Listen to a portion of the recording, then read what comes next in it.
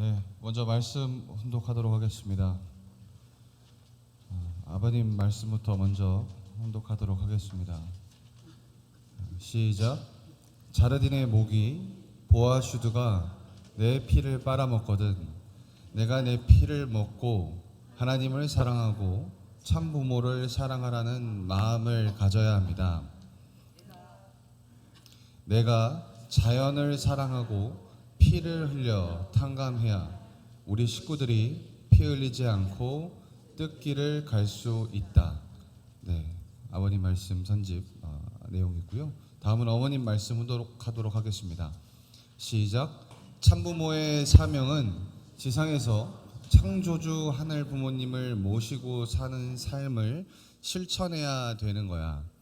지상에서 책임할 수 있는 기회는 언제나 있는 게 아니고 지금이야, 지금. 여러분이 지상에 있는 동안, 참 어머니가 지상에 있는 동안 이 가장 귀한 시간이야. 이제 책임하자. 한 발짝 걸을 수 있을 때까지. 알겠어? 아주. 네, 식구 여러분 안녕하십니까? 네, 우리 함께한 우리 식구님들과도 인사 나누는 시간을 갖도록 하겠습니다.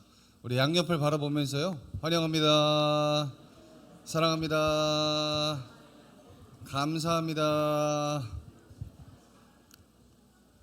네, 감사합니다. 우리가 몇 번 이렇게 표현을 하다 보니까 예전보다는 좀 더 그 표현이 좀 진취적이고 적극적이게 된 것 같습니다.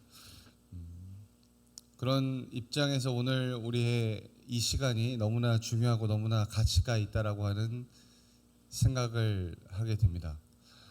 제가 오늘 이제 사택문에서 잠깐 이렇게 나오게 되면서 우리 부인회에서 우리 식사 당번 하시는 식구님들이 아침 일찍 나오시는 모습들을 보게 되었습니다. 사실 일요일 아침 그 누구보다도 일찍 일어나고 일찍 오는 분들은 부인의 식구님들이신 것 같습니다. 그 식구님들이 이제 맛있는 밥을 우리 예배 이후에, 사실 예배 이후의 식사도 저는 예배라고 생각되는데요, 그 2부 예배를 정말 성찬으로서 잘 마련해 주신 우리 부인의 식구님들이 계십니다. 우리 밥이 사랑이다라고 얘기하잖아요. 우리 부인의 식구님들에게 다시 한번 큰 박수 부탁드리겠습니다. 네, 정말 밥이 사랑인 것 같습니다. 부모님 말씀대로 그 말씀의 양식도 필요하지만 정말 밥이라고 하는, 사랑이라고 하는 그 양식도 되게 중요한 것 같습니다. 다시 한번 감사드립니다. 우리가 지난주는 부모님 말씀을 좀 하나하나 살펴보면서 말씀을 전해드렸는데요, 오늘은 좀 흥미로운 내용을 갖고 좀 스토리텔링 형식으로 우리 식구님들께 말씀을 하고자 합니다. 5월이 이제 절반이 흘러가고 있습니다. 어버이날과 어린이날, 그리고 또 부부의 날이라고 하는 날을 차례로 지내게 되면서 우리는 다시금 깨닫게 됩니다. 사랑이라고 하는 것은, 이 사랑이라고 하는 말이라고 하는 것은 실체가 동반될 필요가 있다. 저는 이 말은 사실이라 생각합니다. 우리가 아버지 어머니 가슴에 꽂아드린 카네이션 한 송이, 그리고 이어 손을 함께 잡고 과거에 혹은 현재 우리 아이들의 어린이날 기념하는 그런 시간들, 또 부부의 날, 거창한 표현도 아니고 거창한 식사도 아닌데 그냥 따뜻한 나의 아내, 나의 남편에게 주었던 작은 말 한마디들이 지금의 우리 가정을 살아있게 하는 원동력이라 저는 생각합니다. 그런데 식구 여러분, 우리가 이 가정의 달을 보내면서 잠시 멈춰서 우리 스스로에게 좀 물어봐야 될 필요가 있습니다. 우리는 새해 첫날 하늘 앞에 올렸던 그 뜨거운 다짐들이 얼마만큼 살아있는가? 우리가 2026년이 되었을 때 사실 굉장히 절망적인 상황 속에서 우리는 어찌 보면 계획도 혹은 다짐도 혹은 결의도 안 하셨을 수도 있습니다만, 그럼에도 불구하고 내가 부모님을 대신해서 부모님의 자리를 지켜드리는 자녀가 되어야 되겠다. 이런 어려운 상황에서도 내가 우리 교회를 살려보겠다. 혹시 그 결심들이 우리 식구님들 가슴 속에 살아 계십니까? 아니면은 봄꽃 지듯이 어느새 시들어 버렸는가? 우리가 한번 자문해 봐야 되겠습니다. 그 세상의 행동심리학자들은요, 1월 둘째 주를 가리켜서 쿼터스데이라고 얘기를 합니다.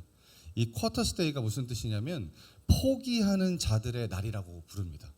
그러니까 새해 결심의 80%가 1월 둘째 주 시기에 무너진다라고 하는 통계에서 나온 말입니다.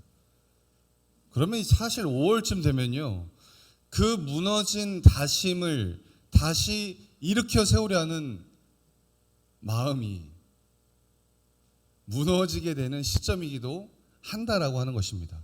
또 5월 정도가 되면요, 내년에 다시 하지 뭐. 그렇게 우리는 또다시 한 해를 흘려보낸다라고 합니다. 우리는 이 작심삼일을 가볍게 웃으며 넘기게 되죠. 나는 그렇지 뭐. 사람이 변하나. 하지만 우리가 신앙을 하는 입장에서 우리가 영적인 눈으로 볼 때 사실 이 작심삼일이라고 하는 것은 우리의 영인체를, 우리의 삶을 갉아먹는 무서운 질병이라고 하는 것을 우리가 깨달아야 되겠습니다. 이 반복된 실패는 학습된 무기력을 낳기 때문입니다. 나는 해도 안 돼. 내가 어쩌겠어. 내가 교회를 바꿀 수 있을까? 섭리는 위에서 알아서 하는 거겠지. 이런 생각이 자리 잡는 순간 사탄은 우리를 아주 무기력한 신앙인으로 전략하게 만듭니다. 이 C.S. 루이스의 이 스크루테이프의 편지라고 하는 책을 보게 되면요, 이 고참 악마가 신참 악마에게 이렇게 가르칩니다. 인간에게 거창한 죄를 권하지 마라. 그저 오늘 말고 내일 하자라고 속삭여라. 이렇게 책에서 얘기한다고 합니다. 식구님 여러분, 이 악마의 달력에는요, 요일이 단 하나뿐입니다. 바로 내일이라고 하는 요일밖에 없습니다. 반대로 하늘 부모님의 달력에는 전 요일이 하나뿐이라 생각합니다. 바로 오늘, 지금입니다. 오늘 저는 식구님 여러분과 함께 이 내일로 미루는 관념의 사슬을 한번 끊어보고자 합니다. 그리고 왜 하늘 부모님께서 그토록 우리에게 실체를, 그리고 지금 이 순간을 원하시는지 그 깊은 사정을 함께 나누고자 합니다. 우리는 왜 자꾸 같은 자리에 주저앉을까요? 왜 우리는 같은 말을 반복하게 되면서 같은 실수를 하게 될까요? 이 심리학에 아인슈텔룽 효과라고 하는 용어가 있습니다. 이 독일어로 굳어진 태도라고 하는 뜻인데, 이 익숙한 방식에 갇혀서 더 나은 세계를 보지 못하는 뇌의 고착화 현상이 바로 아인슈텔룽 효과라고 합니다. 이 체스 챔피언들에게요, 한 가지 실험을 한 내용이 있습니다. 이 복잡한 판을 주고 풀게 했더니 그들은 과거에 성공했던 어려운 공식으로 풀려고 했다라고 합니다. 그런데 이제 요즘에 체스 챔피언들이 바라봤을 때는 바로 옆에 두 수만 보면 이기는 지름길이 있는데 그 과거의 챔피언들 눈에는 그 쉬운 길이 보이지 않았다라고 하는 것입니다. 그래서 이 뇌가 과거의 성공에 갇혀 새로운 길을 차단해 버린 것이죠. 이 현상이 우리 신앙에도 똑같이 일어난다라고 저는 생각합니다. 신앙은 열심히 기도하는 거야. 정성은 조용히 골방에서 드리는 거야. 조건만 세우면 하늘이 알아서 해주겠지. 우리는 이 내적 기대의 고정관념에 갇혀 있다고 저는 생각합니다. 물론 그런 부분들이 일정 부분 틀리지 않은 것도 있습니다. 광야 시대에는 그것이 진리였고 그것을 통해서 우리가 삶의 가치를 정립했었던 그 시기도 있었습니다. 하늘에서 만나가 떨어지기를 기다리고 또 불기둥과 구름기둥만 바라보며 저 바깥 세상에서는 그 믿음을 갖고 신앙하는 자들도 굉장히 많습니다. 하지만 식구님 여러분, 시대적 그리고 섭리적 패러다임을 우리는 계속 바뀌는 것을 체감하며 살아가고 있습니다. 지금은 광야가 아니라 천일국을 안착시키는 정착의 시대입니다. 원리강론 청서에 분명히 적혀 있죠. 때가 이르는 대로 더 깊은 진리의 부분이 계속 발표될 것이다. 시대가 바뀌면 진리의 적용 방식도 바뀌어야 합니다. 과거에는 하늘이 주시는 것을 받는 것이 믿음이었다라고 한다면 천일국 시대에는 새 진리라고 하는 것은 내가 주인이 되어서 내가 땅을 파고 씨를 뿌리고 만물을 주관하는 실체가 되는 것입니다. 그런데 우리는 여전히 경험이 많아서 해봤는데 안 돼서 혹은 목회자의 일이라서 라고 하는 핑계 뒤에 숨어 있을지도 모릅니다. 하늘은 행동하는 변화를 원하시는데 우리는 익숙한 자리만 지키려고 한다라고 하는 것, 우리가 가장 먼저 깨야 할 첫 번째 장벽이라 생각합니다. 악마는, 그리고 사탄은 우리의 영적 나태함을요 아주 정밀하고 정교하게 노리고 있습니다. 이 신앙인을 말라주기는 4단계 파멸 프로세스를 함께 점검하고자 합니다. 1단계는 희망을 줍니다. 우리 식구님들, 내가 실패를 했습니다. 내가 좌절을 했습니다. 근데 누군가가 혹은 우리의 어떤 사회적 현상으로 인해서 혹은 나 스스로의 어떤 느낌을 통해서 우리는 희망을 얻게 되죠. 그래, 내가 다시 일어날 수 있어. 다시 한번 해보자. 그래, 한번 내가 다시금 무슨 일이라 하더라도 내가 노력해보자 라고 하면서 막 스스로 혹은 누군가에게 혹은 어떤 현상으로 인해서 그 희망을 얻게 됩니다. 가슴이 벅차죠. 우리는 이것을 성령의 역사로 가끔 착각하기도 합니다. 2단계입니다. 그런데 그런 벅찬 마음을 가진 내가 막상 실천하고자 하면 이 실천을 미루게 합니다. 전 핵심은 여기입니다. 하지만 오늘은 좀 피곤하잖아. 준비가 덜 됐어. 완벽하게 갖춰서 좀 해보자.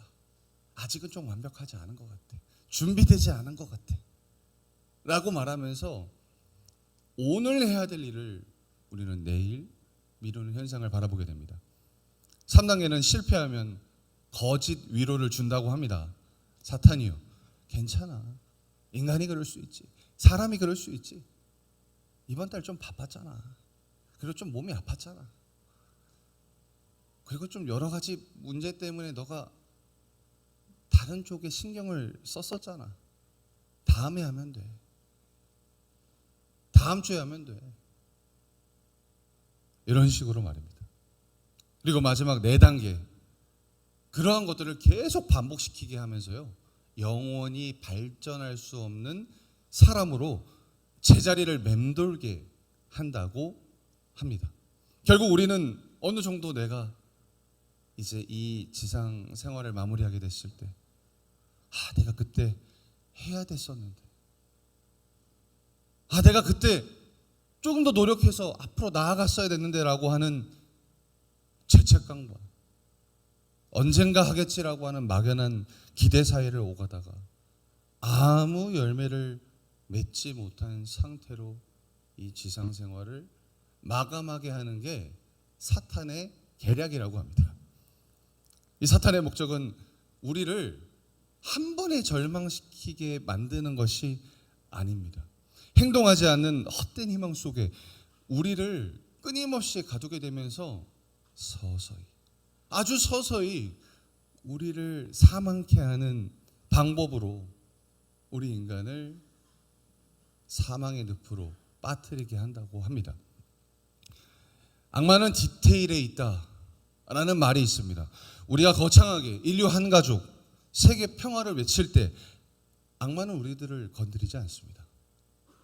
그런데 오늘 우리가 옆집 사람에게, 이웃 사람에게, 혹은 우리 식구들에게 내가 오늘 예배 시간에 만약 한 사람 만나게 됐을 때 좋은 내가 후배들에게 말을 해줘야지. 선배님들을 보면 내가 정말 반갑게 인사를 해야지.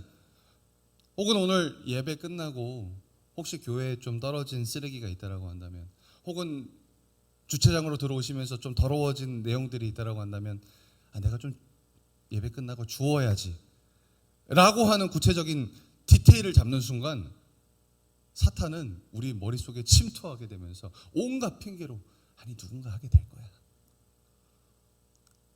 내가 아니어도 목사님이 하시겠지. 이런 생각을 하면서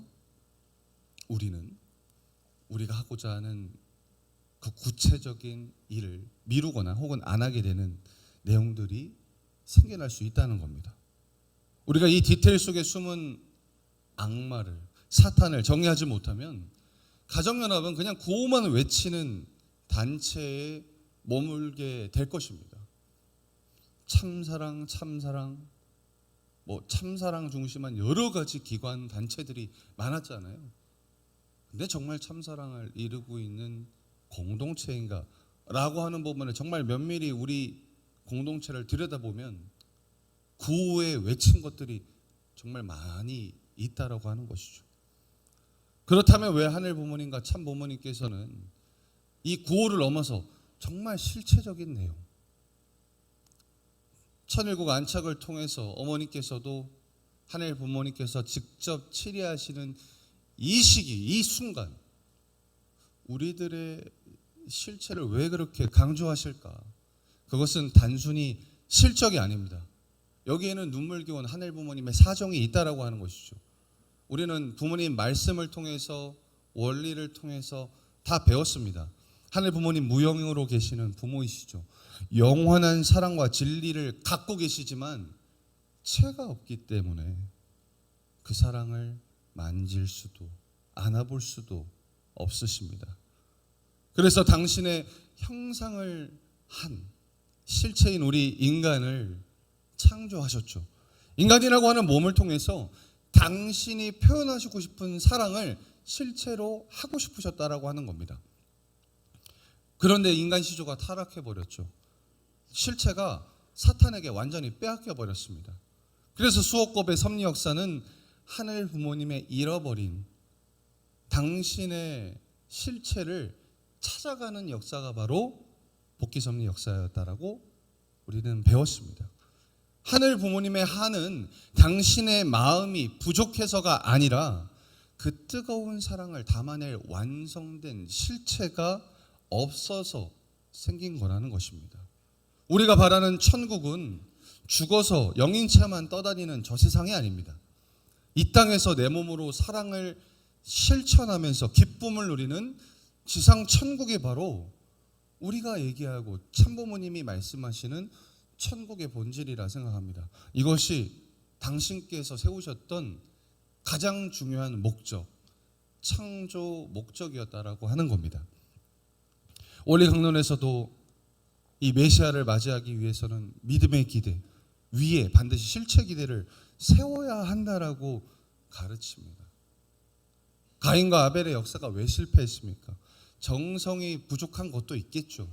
하지만 그것이 다는 아닙니다.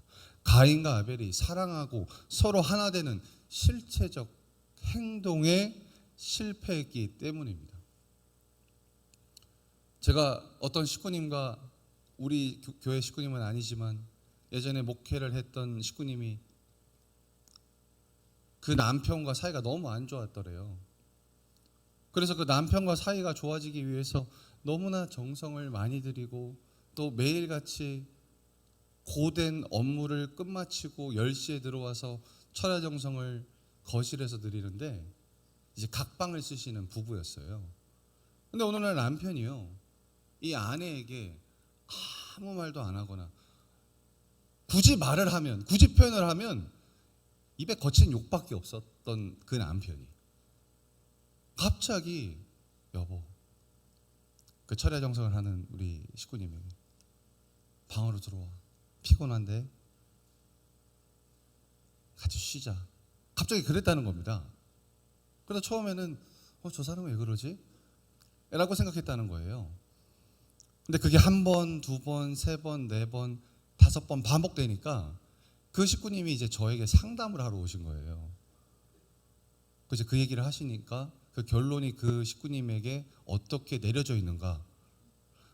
목사님, 제가 철야정성을 해야 되는데 우리 남편이 갑자기 20 몇 년 동안 한 번도 저의 어려움을 알아주지 않던 남편이 저에게 쉬라고 얘기하네요. 이거 사탄의 계획 아닙니까? 이렇게 얘기하는 거예요. 그러니까 저는 그때 그 식구님께, 우리 식구님께서 정성을 들인 그 기대가 이제 실체로 드러나는데 왜 실체를 몰라보십니까? 그런 얘기를 했던 기억들이 있습니다. 어찌됐건 우리가 그러한 자꾸 그런 실체 기대가 분명히 필요하고 있다라는 것을 알고 있음에도 왜 우리는 그런 내적 기대에만 머물게 될까?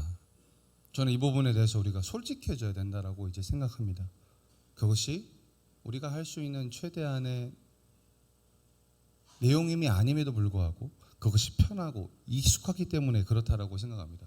우리가 골방에서 세계를 통일하게 해주십시오. 기도하는 것은 현장에서 거절당하는 것보다 사실 훨씬 쉽게 신앙할 수 있는 일입니다.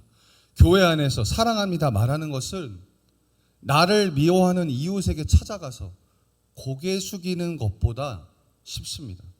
상처받기 싫어서, 거절당하기 싫어서 우리가 우리의 내적 정성이라고 하는 안전지대로 도피하고 있는지도 모릅니다. 기억해야 됩니다. 사탄은 우리의 기도를 저는 두려워하지 않을 거라 생각합니다. 사탄은 우리의 기도를, 우리가 기도하는 그 순간을 마치고 우리가 그 실체 기대의 문을 열고 나가는 그 발걸음을 가장 두려워할 것이라 저는 생각합니다. 우리가 기도만 해서는 반밖에 그 기대가 조성되지 않습니다. 이제는 그 기도를 내가 실체로서 드러내기 위해서 앞으로 그 문 한 발자국을 나아갔을 때 저는 사탄이 벌벌 떨 것 같아요. 그런데 기도만 하고 있으면 계속 반복입니다. 나아가야 됩니다. 역사 속에서 하늘의 뜻을 이룬 이들은 한결같이 이러한 편안한 순간과 내용들을 깨고 이 고통의 현장에 뛰어든 사람들이었습니다. 첫째로 미켈란젤로의 부서진 육체입니다. 이 시스티나 성당 천장에 천지창조라고 하는 인류사 최고의 걸작 다들 아시죠? 우리는 그 결과물을 직접 본 분들도 계실 것이고 혹은 인터넷이나 스마트폰으로 사진으로 보신 분들도 많으시겠죠.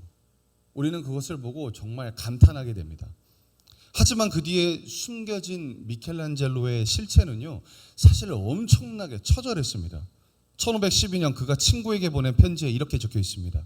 이 고통으로 내 목에 혹이 생겼고 배는 턱 밑까지 밀려 들어왔다. 등은 활처럼 휘었고 떨어진 물감으로 내 얼굴은 모자이크 바닥처럼 얼룩덜룩하다.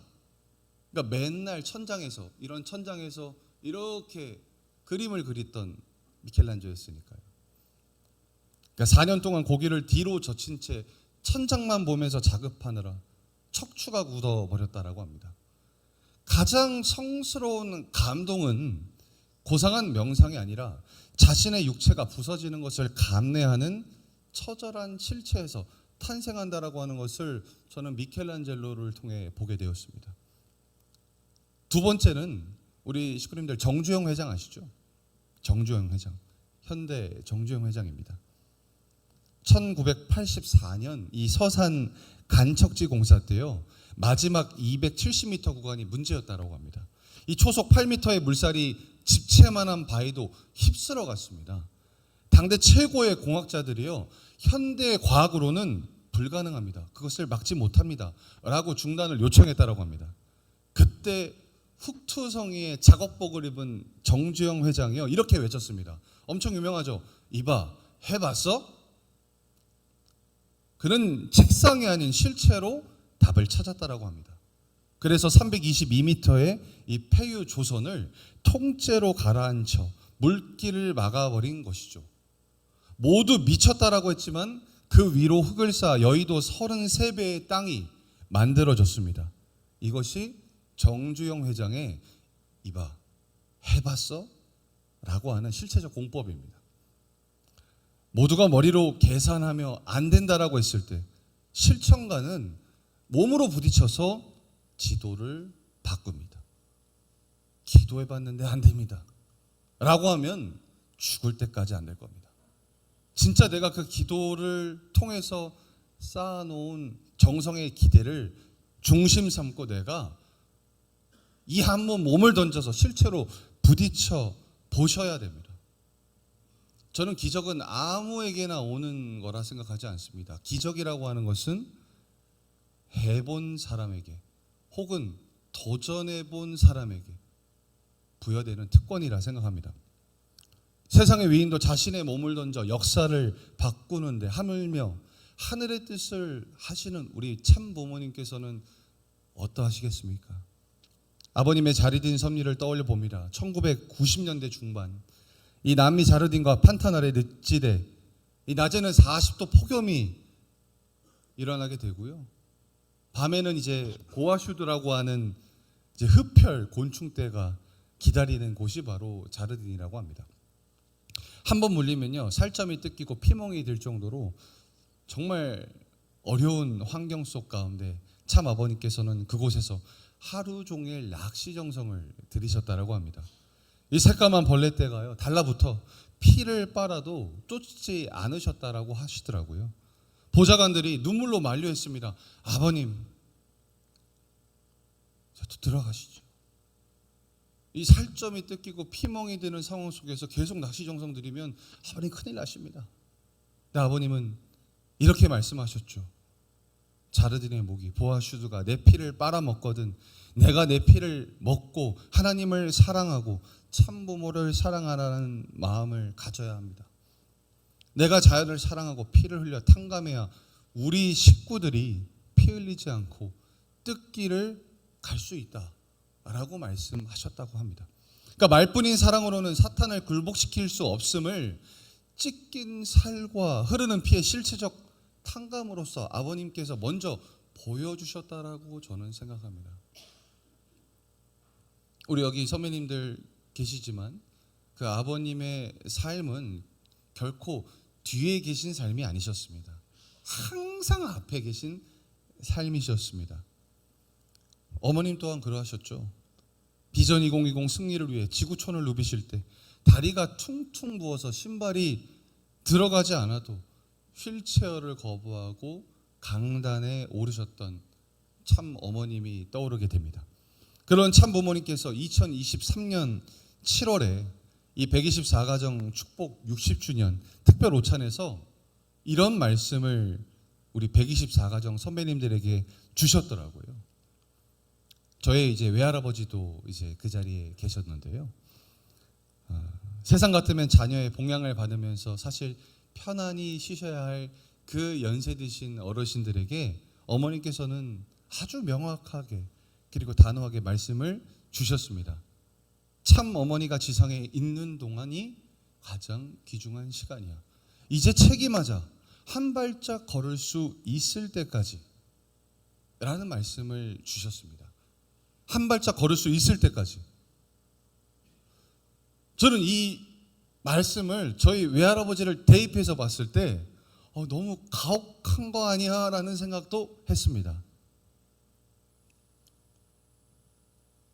근데 제가 이제 외할아버지 댁에 이제 가게 되면 저희 외할아버지는 항상 저에게 섭리적 말씀과 과거에 있었던 아버님과의 추억들을요 5시간 얘기하세요.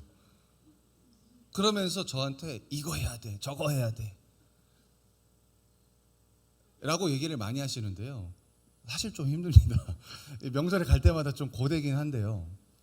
그런데 그 말씀을 하기 위해서 아직도 새벽에 일어나서 천성경을 혼독하시고 또 부모님 자서전을 혼독하시고 또 성경을 계속 읽으시면서 공부하시고 또 아침에는요 당시에 본인이 바하마 이제 분봉왕이셨으니까 그 바하마에 교육했던 일본 대원분들이 이제 한 6, 70대 이제 되신 것 같아요. 근데 그럼에도 그분들은 아침마다 섭리 교육을 하시더라고요. 매일. 그러니까 그렇게 하신 모습을 제가 다시금 떠올려서 어머님 말씀을 들어보니까 참부모님께서 정말 우리 124가정 우리 외할아버지께 최고의 권리자 축복의 말씀을 주셨구나라는 생각이 들었습니다. 우리가 이 세상은요, 우리가 어느 정도 연세가 드시면 나는 이제 사회 구성원으로서 내가 역할을 다할 수 없어. 나는 이제 저 세상으로 갈 준비를 해야 해. 라고 하시면서 소위 말하는 이 뒷방 늙은이로 밀어붙이는 사회적 어떤 현상이나 분위기들이 있습니다. 하지만 참부모님은 말씀하시죠. 너는 아직 끝나지 않았어. 하늘은 너의 마지막 호흡까지도 필요로 한다. 너의 그 마지막 호흡이 천일국을 안착할 수 있는 가장 중요한 퍼즐이 될 거야 라고 말씀 주셨다라고 저는 생각합니다. 이제 책임하자. 어머님은요 이제라고 하셨습니다. 90세 어른께서도 124가정 정말 대선배님이시잖아요. 그분들이 여태까지 우리 가정연합을 위해서 어마어마하신 일을 해오셨는데 이제라고 하는 표현을 하십니다. 그냥 책임하자도 아니고요. 이제 책임하자. 저는 이제 책임하자라고 하는 이 말씀을 통해서 사지가 멀쩡한 나는 나중에 하겠습니다. 혹은 내일로 미루겠습니다. 라고 할 수 있을까라는 생각을 부모님 말씀을 통해서 성찰하게 되었습니다. 사랑하는 식구님 여러분, 지금 우리 가정연합의 안팎으로 겪고 있는 여러 가지 내용들이 있죠. 답답하죠. 상심이 크고 정말 우리가 희망이 있을까, 미래가 있을까 이런 생각을 하실 수도 있습니다. 하지만 그렇다라고 해서 주저해서는 안 되죠. 주저앉아서는 안 됩니다. 위기를 우리는 사회에서 흔히 얘기하는 기회다라고 하는 것을 정말 실체로 증거하고 증명할 시기, 보여줄 때가 지금이라 생각합니다. 참 부모님께서 말씀 주신 이 정오정착 다들 들어보셨죠? 해시계의 바늘이 90도로 바로 서면 그림자가 사라지게 됩니다. 하늘 부모님과 내가 수직으로 100% 정렬되어 내 삶의 어두운 그림자가 없는 상태를 만들어야 우리는 정오정착한 삶을 살아갈 수 있습니다. 이제 광야 시대는 지났습니다. 만나를 기다리면 안 됩니다. 사탄은 우리에게 지금도 우리 귀에 속삭일 수 있습니다. 그래, 저 말 맞지. 근데 저 말씀에 해당하는 자는 나는 아닌 것 같아. 나는 내 삶의 한계에 도달했어 라고 얘기하면서 이런 달콤한 속삭임을 우리 식구님들에게 할지도 모릅니다. 하지만 그 달콤한 속삭임을 단호히 거부하십시오. 단호히 거절하십시오. 그리고 정초영 회장처럼 사탄에게, 악마에게 외치십시오. 이봐, 해봤어? 너가 참부모님을 알아? 네가 참부모님의 말씀대로 살아봤어? 라고 얘기하십시오. 그렇게 얘기하면 우리가 오늘 이 예배 시간 마무리되고 저 성전의 문을 나가는 순간 내가 해야 될 무수히 많은 것들을 실천할 기회들을 받게 될 겁니다. 그리고 우리는 또 그때 달콤한 속삭임이 있는 악마에게 단호히 얘기해야 됩니다. 방해하지 마. 나는 하늘 부모님이 원하시는 대로, 참부모님 원하시는 대로 이제 책임하기 위해서 한 발짝 한 발짝 걸어갈 거라고 끊임없이 그들에게 역으로 저는 속삭임을 넘어 선포를 해야 되는 삶을 살아야 된다라고 생각합니다. 그래서 그런 입장에서 우리가 하늘 부모님의 자녀로서 세상 만민 앞에 이 정오 정착의 참사랑을 뿌리는 자랑스러운 실체적 주인공들이 된다라고 한다면 저는 우리 가정연합이 정말 앞으로 타 종단 종교보다 우뚝 선 교회로서 또 종단으로서 세워질 가정연합이 될 것이라 믿습니다. 아주십니까? 우리가 그런 마음을 갖고 우리가 그런 심정을 갖고 살아야 우리는 부모님 앞에 진짜 효정의 도리를 다할 수 있습니다. 저는 우리 식구님들이 그렇게 하실 수 있을 거라 생각합니다. 그리고 그렇게 하실 수 있는 식구님들이 이렇게 많으니까 얼마나 감사한지 모릅니다.